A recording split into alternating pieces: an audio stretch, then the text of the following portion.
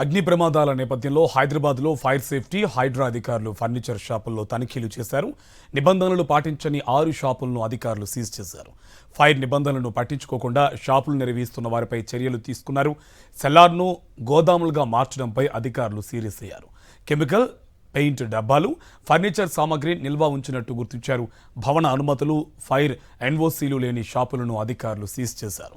గచ్చిబౌలిలోని looking good furniture shop building, అలాగే Kompally cross రోడ్లోని Anu furniture showroom, Kukatpally అత్తాపూర్లోని రోయల్ ఓక్ ఫర్నిచర్ షాపులు, ఉప్పల్ నాగోల్లోని బాంటియా ఫర్నిచర్, నాచారంలోని అను ఫర్నిచర్ షోరూంలపై అధికారులు చర్యలు తీసుకున్నారు.